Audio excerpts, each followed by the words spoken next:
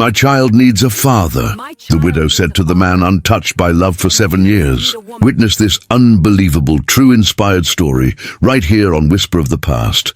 Don't forget to like, subscribe and share where you're watching from. Let's get started. The winter that came slow and copper across the plains left a hard edge in every man's voice and a thin white on the wind. Lone Creek Ranch sat skeletal against the horizon, a wide porch, a low farmhouse, a barn that smelled of hay and old leather, and fields that ran away to the place where sky and earth made an argument. Folks from the nearest town said the ranch kept to itself. The land had that private look, as if it were guarding something it had earned. Men drove past and let their eyes slide off the place. They called it Jack Turner's, almost as if the name belonged to the ranch itself. Jack Turner had come back to Lone Creek long before people began calling it by his name. He had arrived in his late 20s, his jaw unshorn and his hands already steady from work that did not forgive mistakes. He'd taken the ranch from a man who drank himself out of it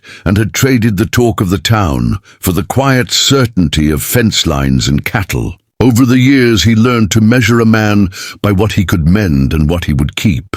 Love for Jack became like the slow leak of a pump, something he kept covered and seldom checked. 7 years passed with the sort of emptiness that dulls the edges of ears and eyes. He could sit at night by the stove and name every star without once thinking of taking a hand.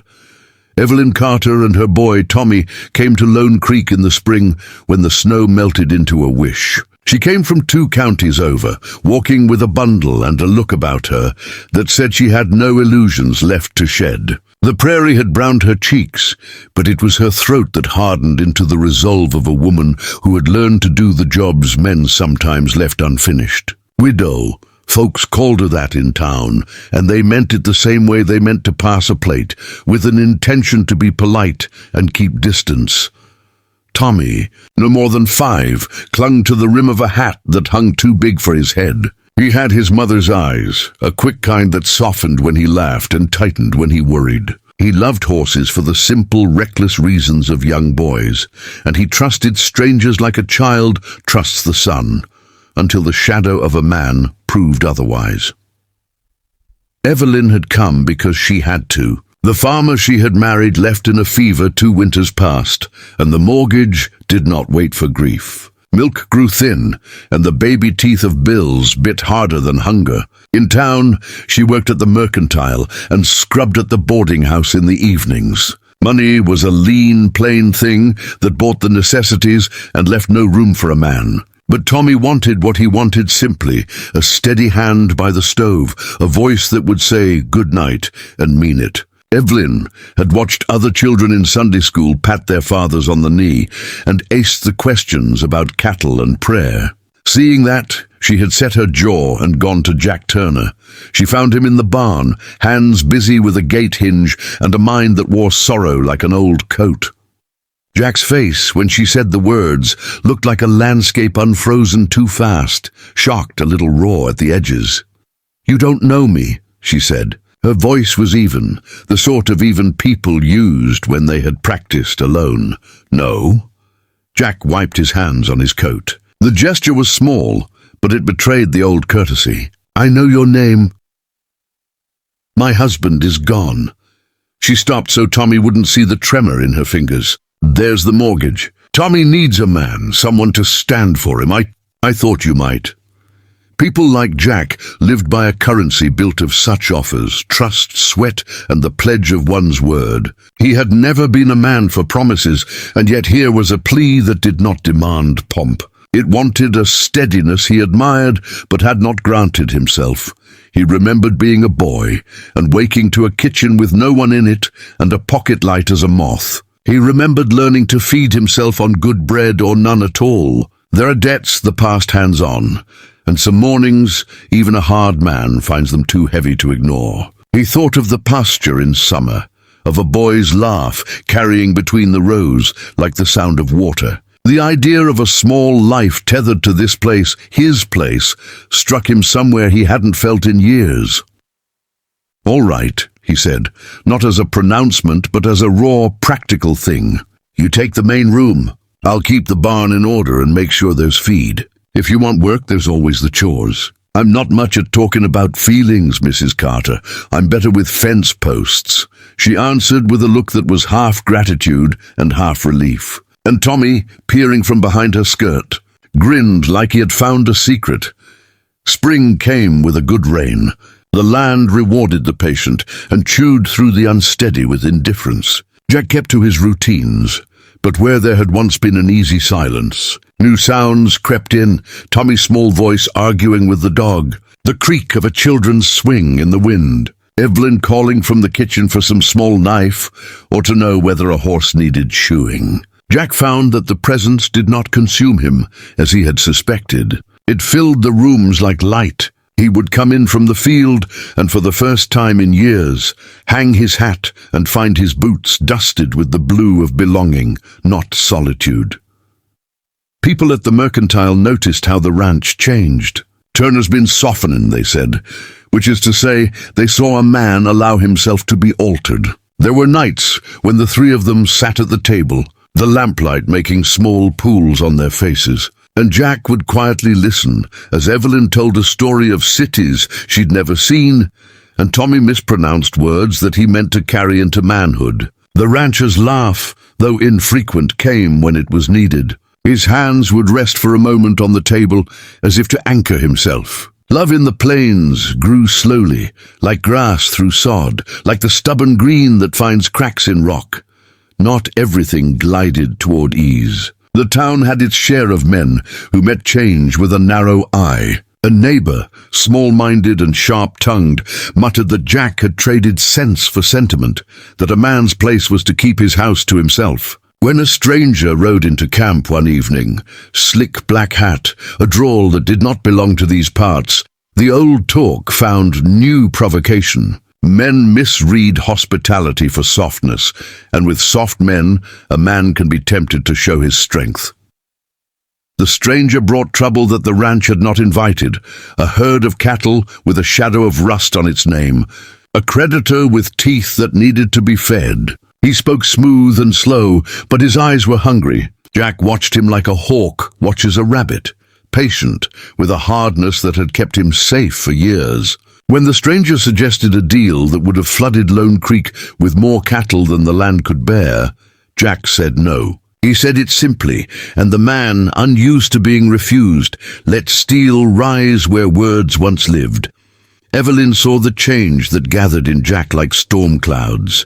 Sometimes she would find him on the ridge, his hat in his hands, watching the horizon as if it might tell him what was coming. Once under an early dusk, she walked out and stood beside him. She did not say much. She did not need to. "You don't have to do it alone," she said. The wind carried her words thinly, but he heard. Jack's answer came slow, a man making his ledger of what he could not give and what he could. "I never did," he said. "But I don't want you and the boy in the middle if some fool thinks he can take what ain't his." They did not kiss under the stars in a novel's flash. Their tenderness was quieter.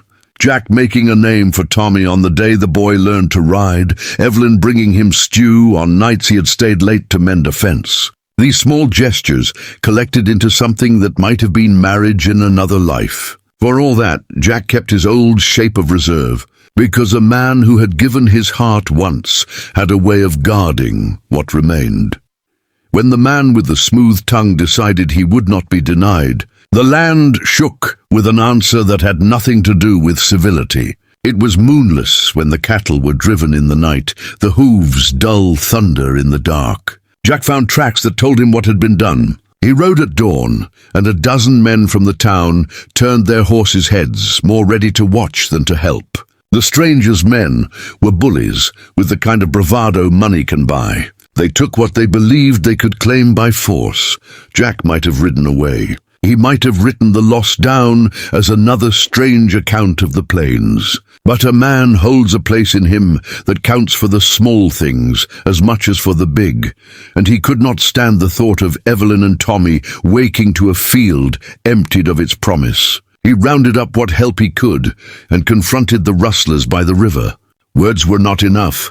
Nothing about them had ever been. The fight was inevitable, and Jack's hand moved with the surety of years spent in danger. When they met across the low, muddy bank, the light was getting thin. Shots were few, sharp as pain. Jack moved like a man who had done the math and found the answer lived in sacrifice. He drove the men back with a ferocity that surprised even those bent on violence. The stranger, for all his swagger, had not expected a man to stand and burn his reputation for the sake of two souls. In the end, the fight found Jack where he had always found himself, in the line between what to protect and what to leave. He had stopped a bullet meant for another. That is how tales go on the plains, and they say he fell where the grass met the earth like a man who had decided the ledger balance could be met no other way. The wound was not something to dramatize. It was the plain fact of a life that gave its last measure to save two others. Evelyn was at his side when he breathed his last, her hands dirty with the same dust his had known all his days. Tommy, who had watched men from behind the safety of a doorway, ran into the clearing when he heard the news and flung himself across the body of the one who had taught him how to square his shoulders. The world narrowed to the weight of a small boy on a chest that no longer rose. Jack's last words were small. He tried to joke, a flicker of the old dryness coming through. "You're going to make that boy a hand, Mrs. Carter," he said, voice like a wind that had lost the warmth of the sun. "Don't let him be soft." He smiled with one side of his mouth, the way a man would give his last good nature to the living. Then he closed his eyes. Grief in the plains has a shape. It is wide and open and can be merciless if left to itself. But it is also a ground for hard work, for the kind of steady tending the land knows well. Evelyn and Tommy buried him under the ridge where he used to watch the dawn, a place where the horizon kept its promise. The town sent what they could. Saddles shined, a few dollars, a quiet parade of hats tipped, but it was not the parade of words that mattered. It was the quiet of the stove, the soft place where a presence no longer was, and the boy's small hand learning to do the chores. Evelyn kept the ranch. She cleared the accounts, sold a few yearlings, and taught Tommy how to mend a fence the way Jack had shown him, with patience and a cruel little humor. People said it was brave. She said it was necessary. There is a thin difference between courage and doing what must be done. In that plain place, grace lives in the doing. Tommy grew, and his memory of Jack began as a patchwork of small, good things. The sound of heavy boots, the way a hand could teach a boy to throw a rope. A voice that would tell him when to hold on and when to let go. He learned language for grief, how to work through it rather than let it hollow him out. When he was old enough to ride alone across the pasture, he would lean his head against the fence and feel the wind like the ghost of a laugh. Evelyn kept one thing of Jack's, an old leather glove, soft from years of use. She kept it in the drawer where she stored the letters and the small evidence of lives. Sometimes at night, when the house was thinly lit and the boy had long since sleep, she would take the glove and hold it to her cheek. And for a moment the world dulled to memory and to the ache of what had been given. The sad part of stories like these is not only the leaving, but the way the leaving changes the ones who remain. The land asked the same of everyone, to bear, to mend, to keep on. For Evelyn, love did not die with Jack. It became a quieter thing, an ember that she fed into the years so the boy would not catch cold. Tommy learned to be both boy and man in seasons that did not wait. Years later, folks would tell the story and say that Jack Turner had given them the measure of a man, steady when steadiness was needed, quick to protect and willing to pay the price for what he held dear. Children in the town would hear the story and add their own small flourishes, things that make legends live. And mothers would point at the ridge and tell their youngsters what a man's heart might look like. On the anniversary of the day Jack fell, Evelyn and Tommy would saddle a horse and ride to the little mound under the sky. They would sit and listen to the wind argue with the grass. Tommy, who had learned to talk like a man and laugh like the boy he had been, would put his hand on the stone and say the man's name. It was not a prayer so much as remembrance. In the end, the plains keep their own counsel. They never flatter grief, but they can shape it into something useful. Evelyn taught her son the practical virtues, how to mend a fence, how to read the weather, how to keep the books so that the mortgage did not again become a monster. Tommy, in his quiet way, kept Jack's stories alive. The way he fixed a broken wagon, the joke he told on a rainy day, the small gamble he took for the sake of someone else. The story, as told on Whisper of the Past, does not end with a neat ribbon, but with the honest fact of continued living. There is loss here that never fully heals, the kind that leaves a landscape altered forever. Yet there is also a stubborn generosity that endures in the hands of those who remain. Jack's grave rests beneath the wide sky, and on some mornings the sun rises and lays itself over the land as if to say the work goes on. Evelyn and Tommy keep the ranch because a promise was made, and because there are children who need fathers of the heart even if the body is gone. The plains do not apologize for their hard lessons.